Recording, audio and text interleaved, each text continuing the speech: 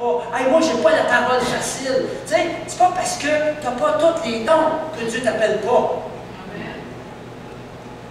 C'est pas parce que tu n'as pas tous les dons que Dieu ne t'appelle pas. Chacun de nous sommes appelés. Il nous en donne certains dons qu'on met pour sa gloire, mais il va venir compléter. Parce que Moïse, là, les plaies, c'est pas lui qui les a faites.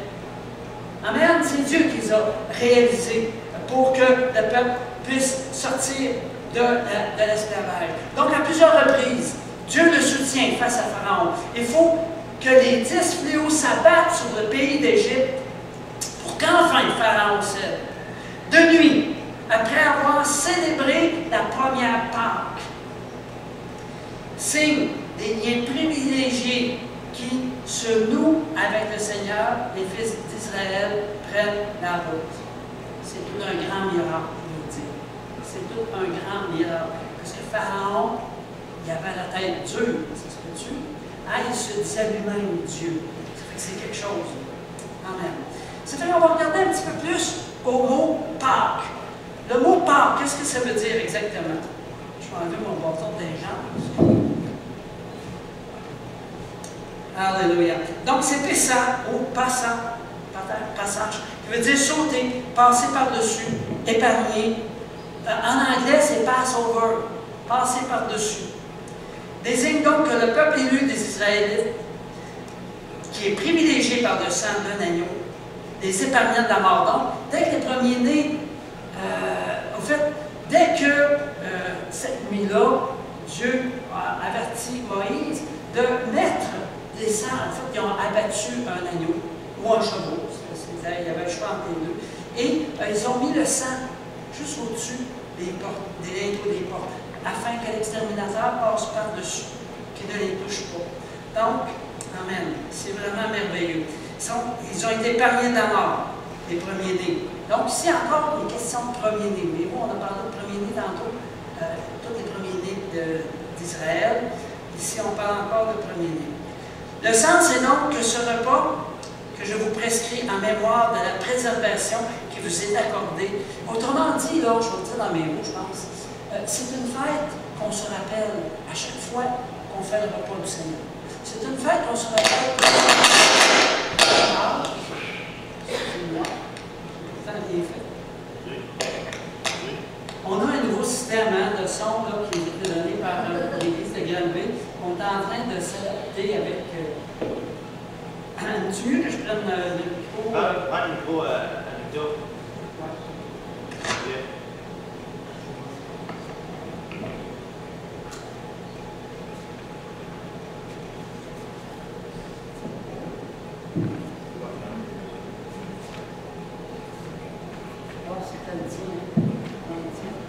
Amen. OK, donc c'est vraiment une occasion de nous réjouir. Cette fête-là, la fête de Pâques, c'est vraiment une occasion extraordinaire de nous réjouir. Amen. Amen. 2 personnes, 3 personnes qui se réjouissent ce matin. Non, c'est pas vrai, je vous taquine un petit peu. Amen, on est là vraiment pour nous réjouir.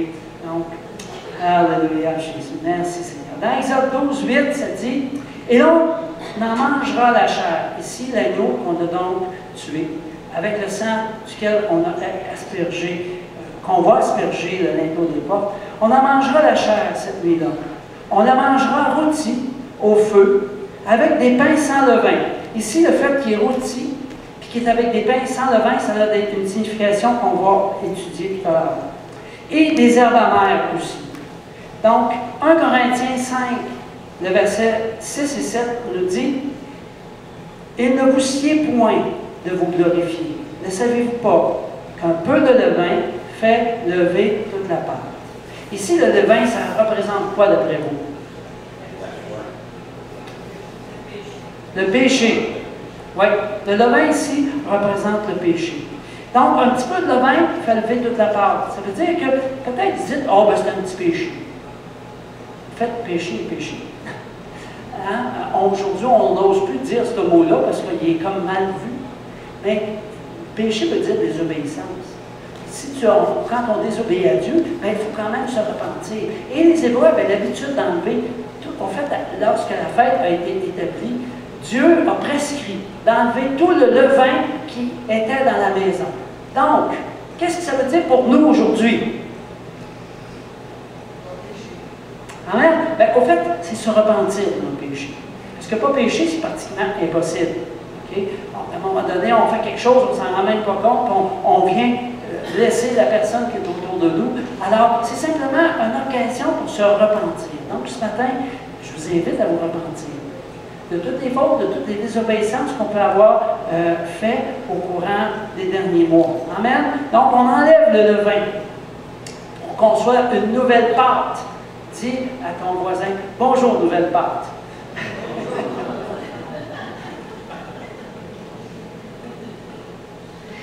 Et sans levain à bord de ça, hein? Amen. Alléluia. Merci Seigneur. Ça fait que Christ, notre Pâque, a été immolé. Amen. On a enlevé le vieux levain dans notre Pâque et maintenant nous sommes vus comme vraiment à travers du sang de Jésus. On est vus de façon où est-ce qu'on a tous été lavés de nos fautes, de nos péchés.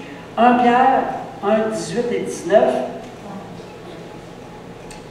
Vous le savez en effet, ce n'est pas par des choses corruptibles comme l'argent ou l'or que vous avez été rachetés de la manière de vivre, dépourvus de sens que vous avez transmise vos ancêtres, mais par le sang précieux de Christ qui est sacrifié comme un agneau, sans défaut, sans tache, un agneau parfait.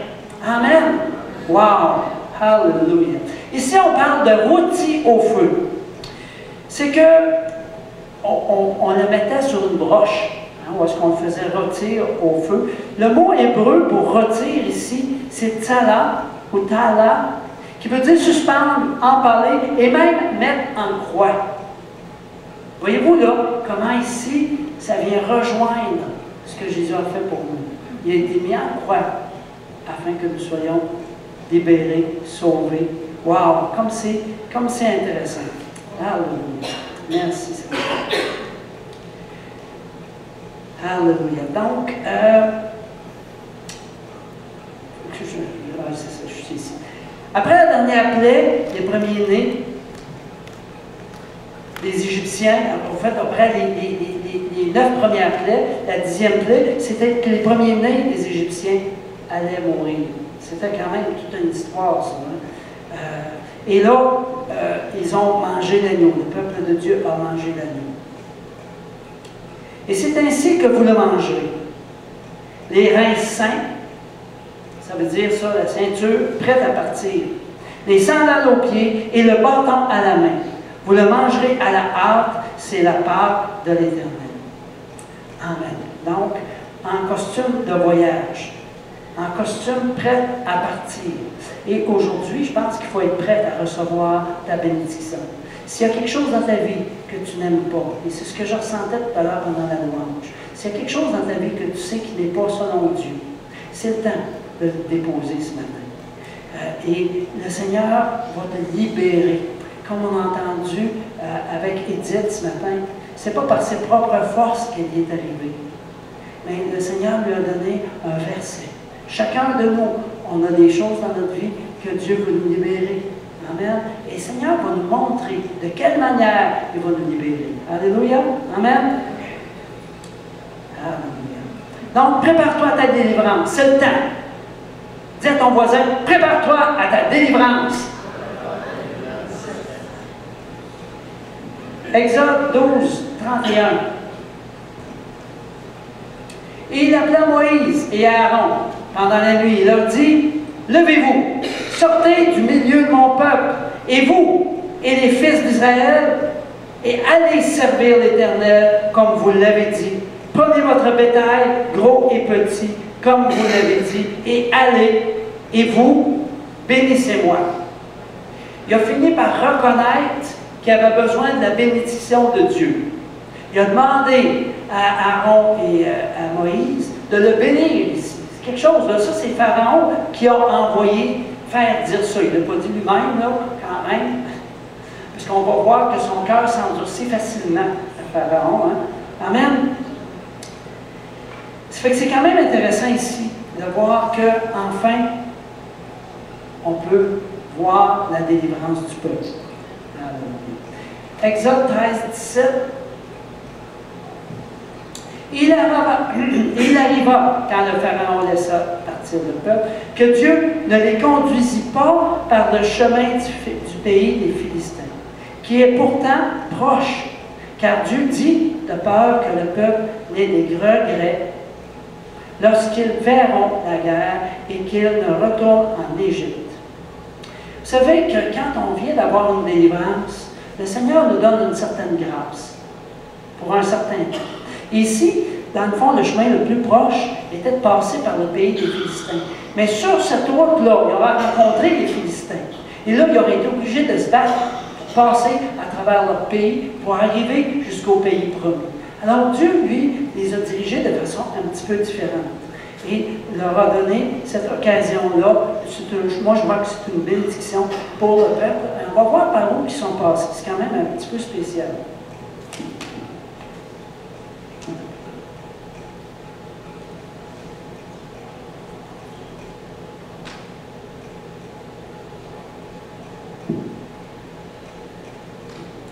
On va regarder donc dans Exode 13, 21. Et l'Éternel allait devant eux, de jour dans une colonne de nuée pour les conduire sur le chemin, et la nuit dans une colonne de feu pour éclairer, afin qu'ils marchent jour et nuit. La colonne de nuée ne se retirait pas le jour, et la colonne de feu la nuit devant le peuple. Amen.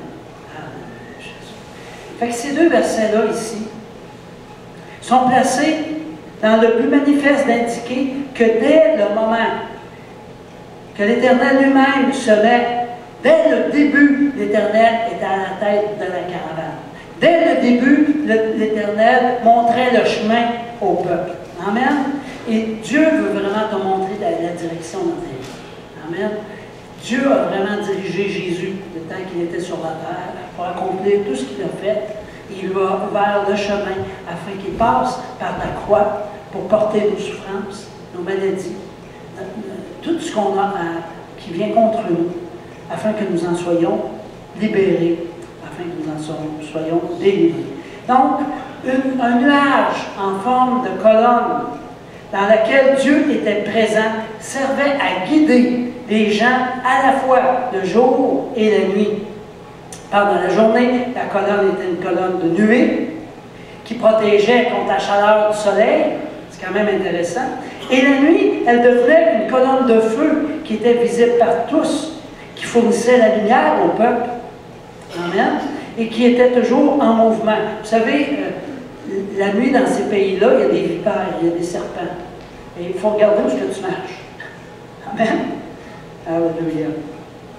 Plus tard, cette colonne servira de tampon protecteur quand elle se placera entre les Israélites et les Égyptiens. Et c'est pour ça que Pharaon et son peuple sont rentrés dans la mer sans trop se rendre compte de ce qui se passait, je pense. Parce qu'il était dans une sorte de nuée. Il ne devait pas voir bien grand-chose. En plus, c'était la nuit. Ça fait que ça ne devait pas être vraiment évident. Donc, la chose importante à observer, je crois, c'est que Dieu est fidèle pour fournir à ses enfants une manifestation visible de sa présence, de sa protection, de son guidage. Le Seigneur nous protège, nous guide, il nous aime. La colonne, on nous dit, était constamment avec eux, il ne les quittait jamais. Dieu donne continuellement à son peuple des preuves de sa présence avec eux. Amen. Alléluia. Exode 4, 14, 1. Et l'Éternel parla à Moïse, disant, parle aux fils d'Israël et dis-leur de retourner et de camper devant Pi-Hahiroth, entre Migdol et la mer. Vous camperez devant Taal-Tsephon, en face de ce lieu-là, au bord de la mer. Et Pharaon dira à ses fils, dira des fils d'Israël, ils se sont égarés dans le pays. Le désert les tient enfermés. Alors ici, c'est quand même particulier. Parce que le peuple de Dieu, plutôt que s'en aller directement à la mer Rouge, ils ont fait un détour. Voyez-vous, complètement à gauche là-bas. Ils ont fait un V. Voyez-vous le V? Ils auraient dû, ou ils auraient pu, s'en aller directement là où ils étaient pour traverser la mer Rouge. Mais non, ils ont fait ce grand V, un grand V. Et là, lorsque Pharaon a appris qu'ils étaient encore sauvés tellement loin, parce qu'ils étaient revenus un peu sur leur peau, voyez-vous, là, Pharaon était capable de partir avec son armée pour les rejoindre facilement.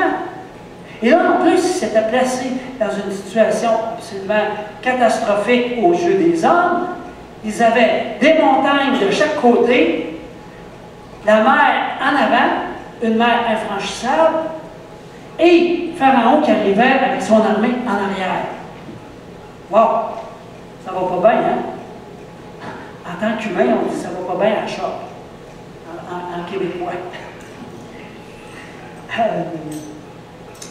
Donc, c'est quand même intéressant de voir comment Dieu les a libérés. Donc, il semblait vraiment à la merci de Pharaon.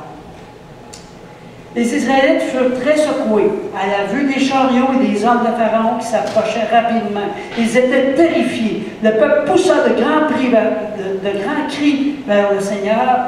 Et ce n'étaient pas les bons cris. C'était des cris de peur, ce n'était pas des cris de joie, ce n'était pas des cris de libération. Ça nous arrive de lâcher des cris de peur. Pourtant, on a un grand Dieu. Un grand Dieu qui a déjà payé tout le prix. Amen. Donc, leur peur tourna en regret amer. Concentrés. Et là, il était concentré sur Moïse, qui, lui, les avait dirigés jusqu'à ce tract nord-là. Le tract nord, c'est un endroit où il n'y a pas de chemin pour s'en sortir. Et là, il a commencé à dire, ouais, ben, il avait passé de tombeau en Égypte. Tu aurais pu nous laisser tranquille, Moïse, là-bas. On n'était quand même pas si pire que ça. On était peut-être esclaves. On n'était pas morts. Là, il voyait qu'il avait peur de mourir. Il avait peur de se faire massacrer. Qu'est-ce que Moïse a fait à ce moment-là? Il a vraiment élevé la tête vers Dieu. Il a vraiment cherché la direction de Dieu. Et c'est là qu'il a dit au peuple, n'ayez pas peur. Ne vous inquiétez pas. Vous allez voir. Restez juste là, puis regardez ce qui va se passer.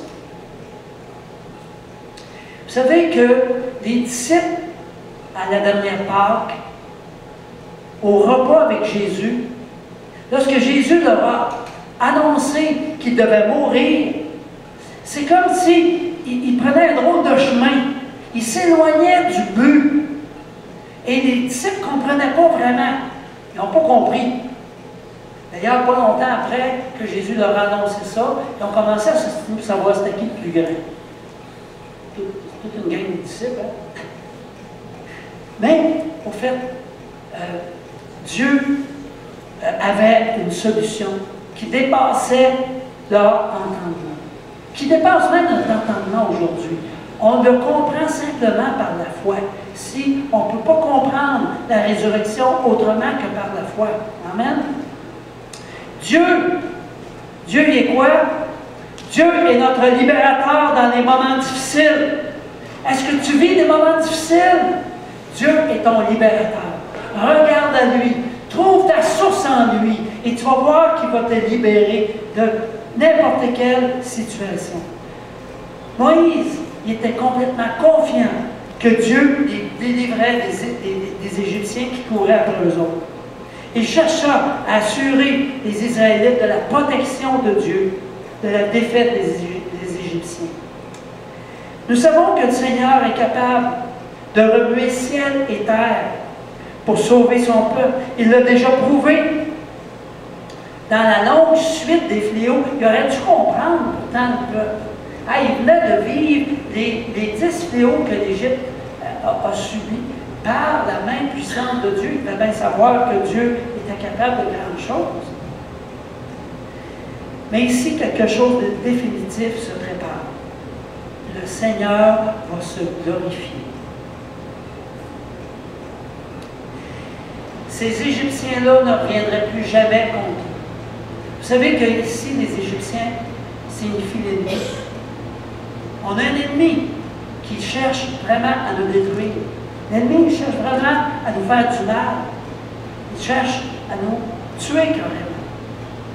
Mais on sait une chose, c'est qu'on a un Dieu qui nous délivre. Amen. On a un Dieu qui nous délivre. Alléluia. Amen.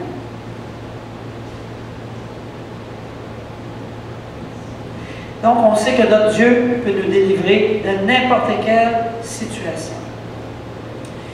Dieu fit plus que juste parler.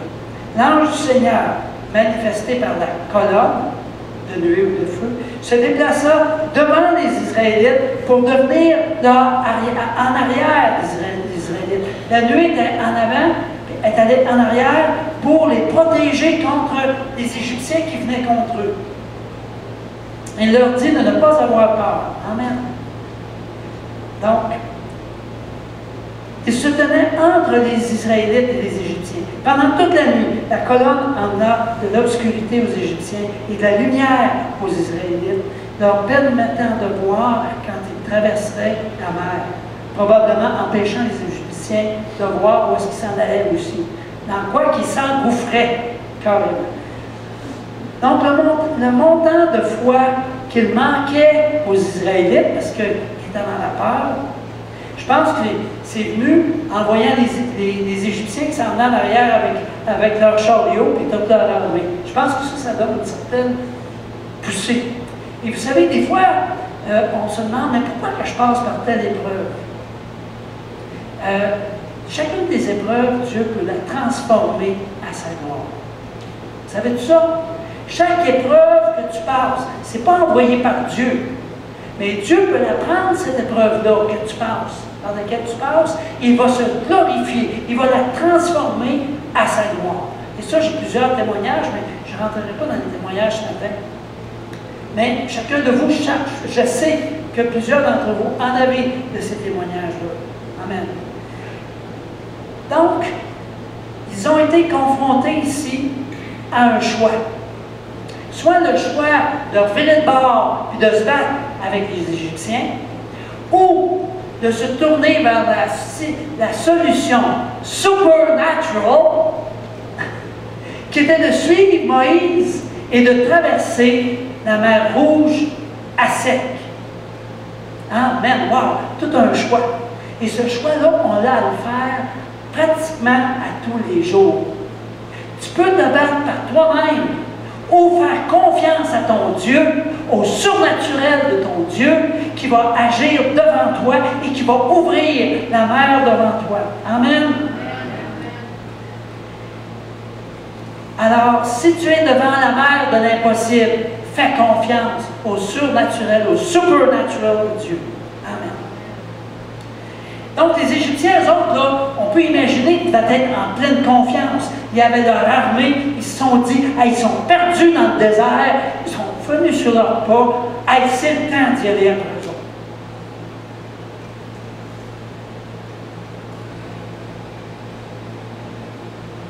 Il y avait une force militaire absolument extraordinaire. Le peuple hébreu n'était pas préparé à ça, mais pas du tout.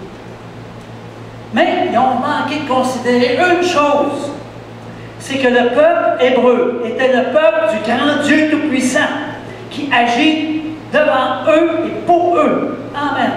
Et ça, ils n'avaient pas pris compte de ça. Malgré qu'ils auraient dû, ils venaient d'en vivre 10 plaies là. Ils venaient de perdre les premiers-nés de tout le bétail, de tous les humains qui vivaient là-bas.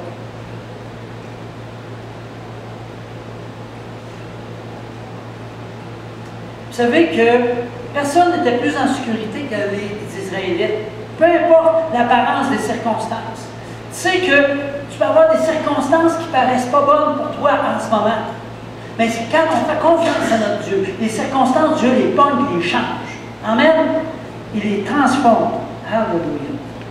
Donc ici, Exode 14, 8 nous dit, « Et l'Éternel endurcit le cœur de Pharaon, roi d'Égypte, et il alla à la poursuite des fils d'Israël, car les fils d'Israël partaient tête levée. » Ici, j'aimerais juste attendre. Souvent, il y a des mots qu'on passe tout droit.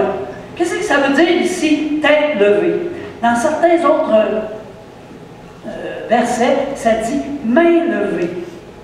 Tout à l'heure, on va vivre quelque chose de prophétique, c'est-à-dire qu'on va passer la mer Rouge ensemble. On va tous passer et on va prendre le repas du Seigneur. Et on va le faire la main levée, en remerciant Dieu pour ce qu'il a fait, en le remerciant pour ce qu'il va faire encore, pour les délivrances que vous allez avoir au cours des prochaines journées, au cours des prochaines semaines, au cours des prochaines années. Amen? Amen. On va vraiment avancer la main levée. Ici, il y a une raison pourquoi on lève la main, c'est pour remercier Dieu. Et on le remercie même d'avance. Si tu n'as pas de raison de le remercier tout de suite, tu vas avoir des raisons de le remercier plus tard, mais commence tout de suite. Amen. Amen. Ici, ça m'a vraiment touché de voir comment on peut, même à l'avance, remercier Dieu en levant la main, alors qu'on n'est pas encore traversé la mer. Alléluia. La main levée. Traverser les épreuves en louant Dieu, c'est la meilleure recette pour avoir la victoire. Meilleure recette. Et, bon, c'est ça. Et Israël vit la grande puissance que l'Éternel avait déployée contre les Égyptiens. Et le peuple craignit l'Éternel, et il crut à l'Éternel et à Moïse, son serviteur. Alléluia, Jésus. Merci. Les apôtres ont vu la grande puissance de la résurrection lorsque Jésus est revenu à la vie, lorsqu'il s'est présenté à eux. Il y en a même un qui a fallu qu'il mette le doigt dans le trou de la main. C'est quelque chose, là. Amen. Donc, le surnaturel que nous espérons se matérialise dans l'ordre donné à Moïse de fendre la mer. Lorsque Moïse est arrivé avec son bâton et qu'il l'a mis dans la mer, c'est pas le bâton de Moïse qui agit. Non. C'est Dieu. C'est l'Éternel. Et la mer s'est ouverte. Mais quand même, il faudrait qu'il y ait confiance. Ici, on est avec un Dieu du supernatural. Si tu t'attends juste à ce qui est intelligent, ce qui peut rentrer dans ta tête, tu ne verras pas grand-chose. Mais si tu t'attends au surnaturel de Dieu, tu vas voir les grandes choses qui vont se passer. Amen. Amen. Amen.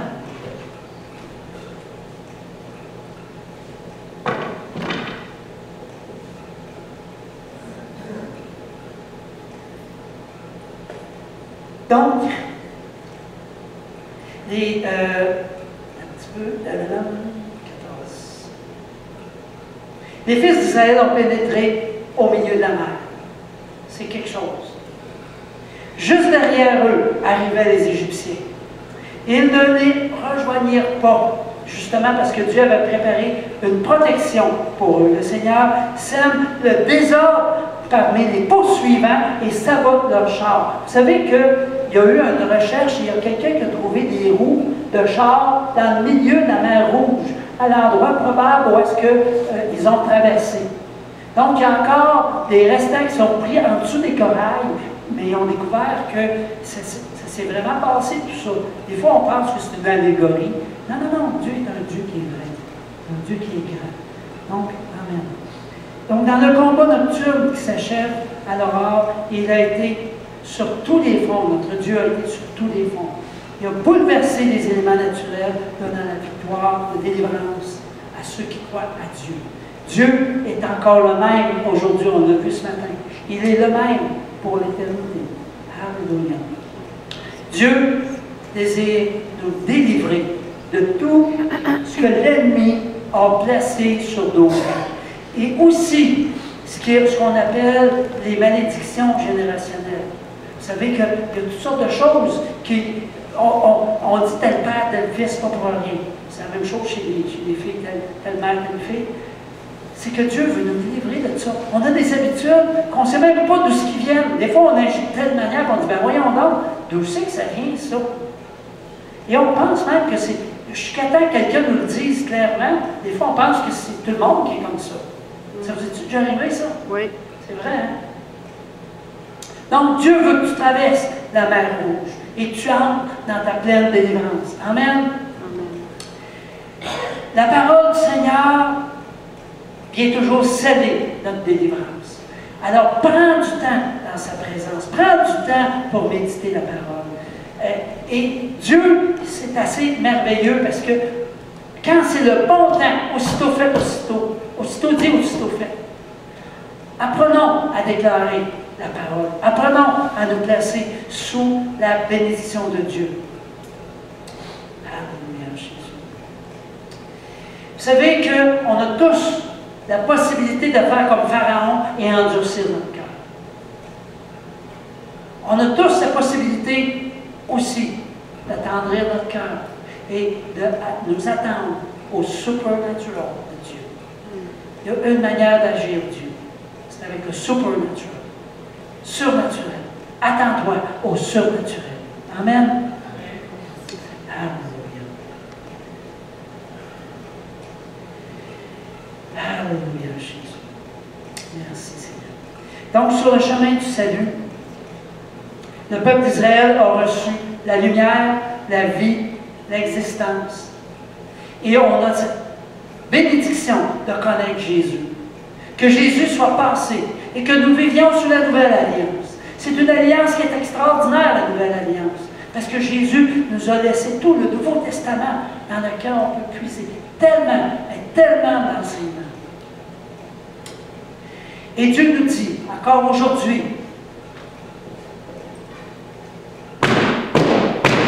laisse aller mon peuple pour qu'il me suive. Laisse aller mon peuple pour qu'il me serve. Amen. Amen. Alléluia. Pasteur.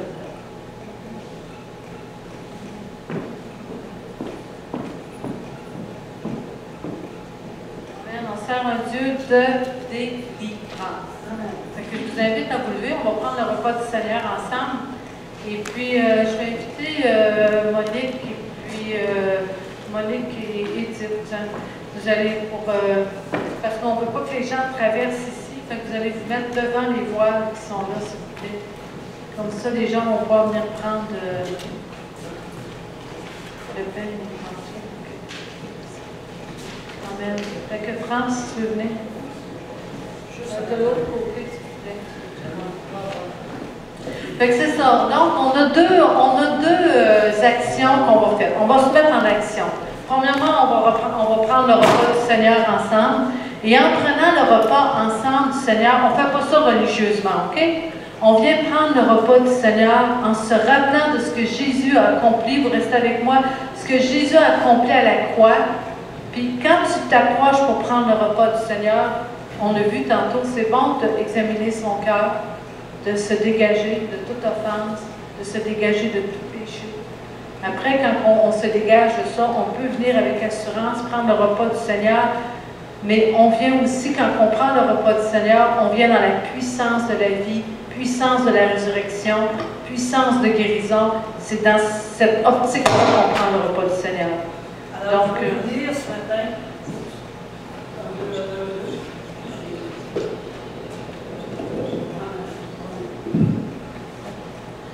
alors je vais vous lire ce matin dans une Bible hébraïque le passage de Marc 14, des versets 12 à 26. Ça dit, le premier jour des Matzot.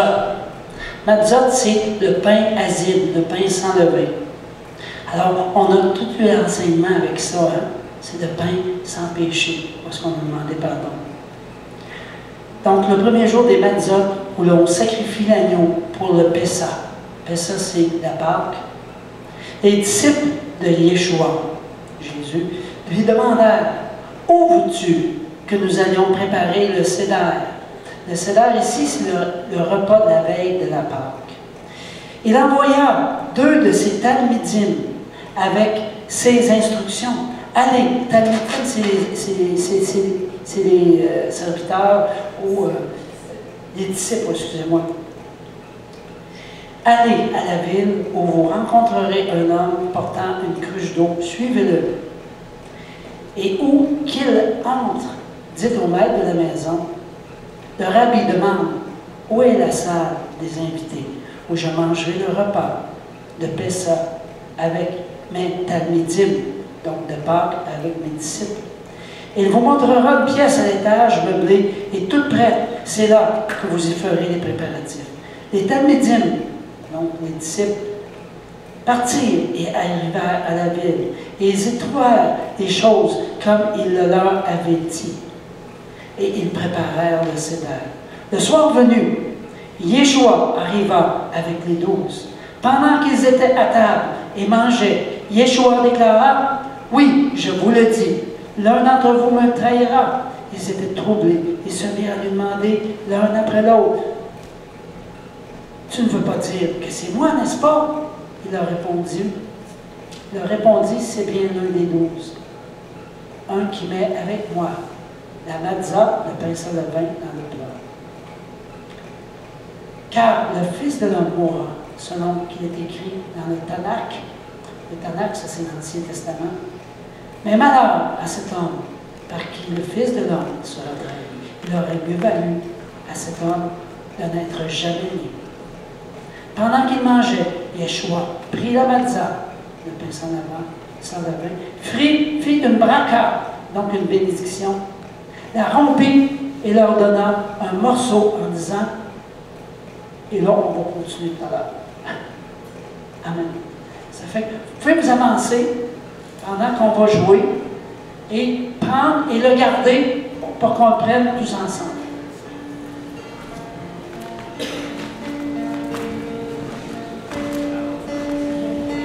Seigneur, tu me cherches, tu me connais, et si je t'oubliais, je sais que tu m'aimes, ta sainte présence est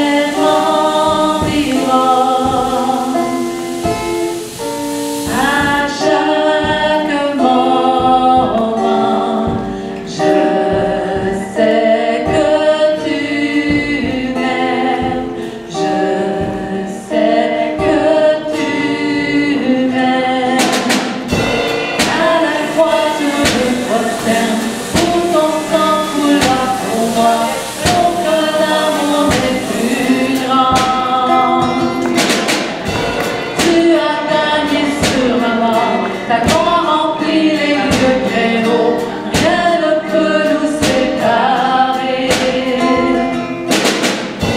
Tu marches devant moi, tu gardes mes pas, ta main me soutient. Je sais que tu m'aimes. Si tout s'effondrait devant mes yeux, tu te tiens devant moi. Je sais que tu m'aimes. Je sais que tu m'aimes. Oui, la croix se prosterne, la croix je me prosterne, où ton sang coula pour moi, aucun amour n'est plus grand. Tu as gagné sur la mort, ta croix remplit les lieux très hauts, rien ne peut nous séparer.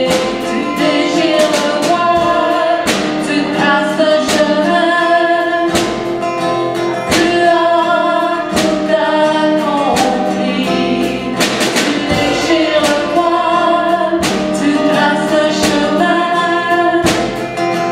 tu as tout accompli. À la croix je me prosterne, où ton sang coula pour moi, aucun amour n'est plus grand. Tu as gagné sur la mort, ta croix remplit les lieux très hauts, rien ne peut nous séparer. À la croix je me prosterne, où ton sang coula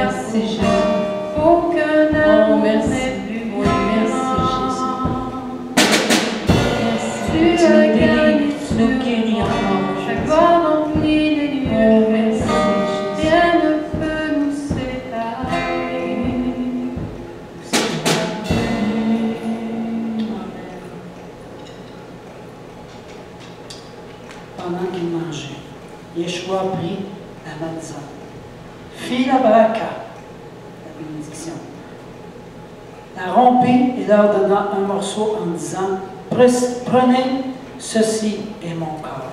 Donc, prenons-le.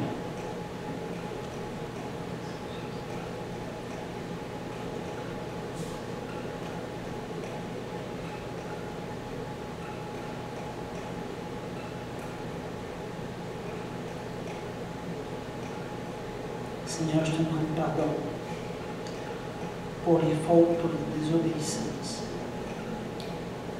Merci, Seigneur, de ce que tu me pardonnes. Merci, Seigneur. Puis, prenant une coupe de vin, il fit à nouveau la braca, la bénédiction, et leur passa la coupe. Et ils en burent tous. Il leur dit, ceci est mon sang, c'est le sang qui ratifie la nouvelle alliance et qui est versé pour une multitude. Alors prenons le jus de raisin.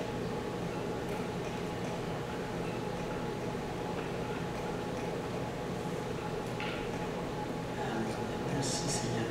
Merci Seigneur pour ta bénédiction. Merci Seigneur de ce que tu nous pardonnes tous mes péchés.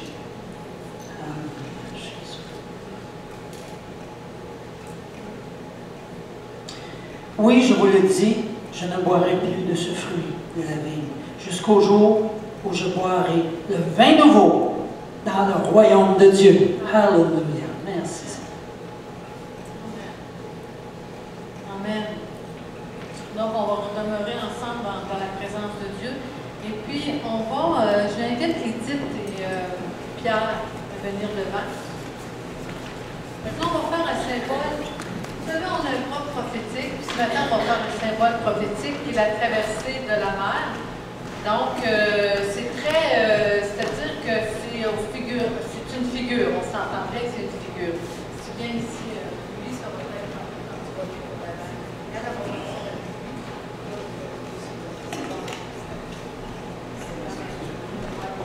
OK, on a un chant qui a été composé. C'est Laisse aller mon peuple, afin qu'il me serve, afin qu'il me suive. Mais ce matin, là, alors que les vagues sont là, il y a Moïse qui va venir arrêter la mer. On va traverser ensemble. Et de cette traversée-là glorieuse, vous allez suivre les directives de Moïse. Moi, je sors les directives à Moïse. Et puis, nous allons chanter ce chant-là. Vous allez vous lever debout, vous allez prendre les directions de Moïse. Et puis, après que vous allez avoir traversé, je vous invite à danser avec les bannières. Après que vous allez avoir traversé de l'autre côté. Deux personnes aux bannières, je suppose. Et à la fin, on va remplacer, il va y avoir deux personnes qui vont remplacer Pierre et Edith. Qu'est-ce qui se passe ici? Vous allez voir, vous allez faire la même chose que les autres. On pourrait demander à Chantal, puis à l'autre. Vous allez remplacer un, vous allez passer. Amen. Prenez votre liberté ce matin. Vous savez, on a parlé beaucoup de réjouissance. Nous, on a pris le repas du Seigneur, c'est un moment solennel. Et là, je vous invite vraiment à la réjouissance. Je vous invite vraiment à lâcher votre fou, papa. On va faire du bien ce matin.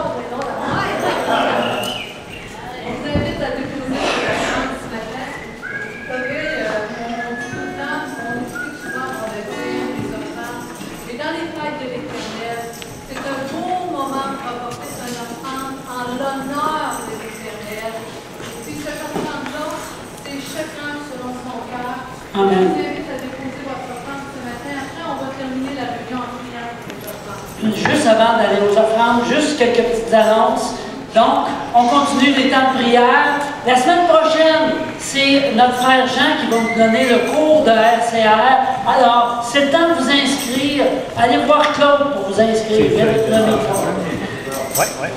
Dimanche, le 23 avril, c'est notre réunion d'affaires. Alors, on amène chacun un petit repas et on va manger ensemble. On va manger ensemble, on va fêter un petit peu à l'Érablière, à Cabane à sucre, si on veut. Donc, je vous invite à emmener un plat qui ressemble à la cabane à sucre pour dimanche prochain. Est-ce que vous êtes là ce matin? Oui. J'ai besoin de votre attention encore 2 secondes, ce ne sera pas long. Donc, dimanche prochain, on mange sur l'heure du midi à la cabane à sucre. Notre frère Pierre va nous emmener ce qu'il faut pour faire bouillir le sirop d'érable. Et puis, chacun, on va avoir, emmener surtout des affaires qui peuvent se manger froid. C'est pas nécessaire que ce soit exactement pour la cabane à sucre. L'idée, c'est vraiment de prendre un temps sur l'heure du midi. Dimanche prochain, c'est Pasteur Jacques qui va emmener la parole. Pasteur Jacques va être avec nous. Je ne sais pas si le pasteur Pierre vient, je suis pas sûr. Oui, ça vient. Amen. On va être heureux, ça vient. Et le prochain déjeuner témoignage, très très important. En arrière, vous avez des petites invitations personnelles comme ça. Et vous avez des affiches. C'est Jean-Jacques Asmic. Jean-Jacques Asmic est un d'Haïtien d'origine qui était vraiment un mauvais garçon. Et Jean-Jacques, France a accepté le Seigneur lorsqu'il est venu donner son témoignage ici. France était calme, donc on est vraiment bénis de ça. Il revient. Et c'est une occasion d'inviter, vraiment. C'est un homme qui était un bandit, un homme qui était le chef d'une gang de rue à Montréal, et qui aujourd'hui est directeur. D'abord, il est pasteur, mais il est aussi directeur d'un centre jeunesse.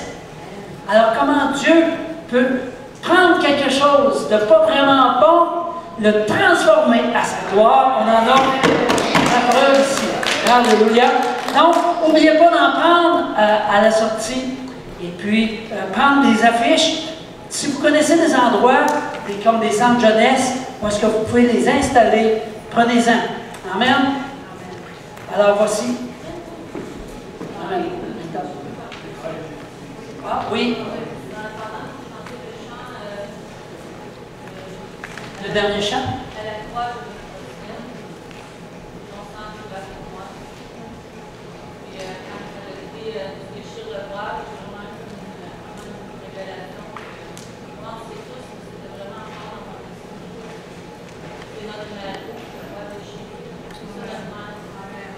Amen. Alléluia. Nouveau chemin. Amen. Merci. Merci, Lucie. Amen. On va terminer ensemble. On va se lever une dernière fois. On va terminer avec la bénédiction des offrandes ce matin. Amen. On va finir avec le chant. On va citer le les offrandes. Amen. Seigneur, merci. Seigneur, nous venons devant toi, Seigneur, avec ces dîmes et ces offrandes éternelles. Seigneur, merci, Seigneur, Seigneur, je relâche la promesse de Malachie qui dit « Mettez-moi ici à l'épreuve, et vous verrez que si je n'ouvre pas les écluses des cieux pour vous. » Seigneur, cette promesse, Seigneur, tu l'as donnée pour l'offrande des prémices. Tu l'as donnée pour l'offrande apportée à l'honneur, en ton honneur dans tes fêtes éternelles. C'est pourquoi ce matin, Père, merci que tu ouvres les écluses, Seigneur, pour chaque personne qui a fait un pas de foi ce matin, d'apporter une offrande en ton honneur éternel. Merci, Seigneur, que les écluses des cieux s'ouvrent sur sa vie. Merci, Seigneur, que là où il y a un besoin de délivrance, un besoin aussi de révélation, un besoin d'être agrandi, d'être élargi, Seigneur, dans le bon sens, Seigneur, tu pourvois, Seigneur, et Seigneur, tu agis parce que tu es le Dieu qui agit éternel. Et merci, Seigneur, pour tous les dîmes, pour l'ensemble des dîmes, des offrandes, Seigneur, parce que, Seigneur, c'est ainsi, Seigneur, que ton royaume peut avancer éternel. Et, Seigneur, tu as un plan pour cette région, tu as un plan pour cette Église, et, Seigneur, nous scellons encore ce plan ce matin dans le sang de Christ, au nom de Jésus. Amen. Amen.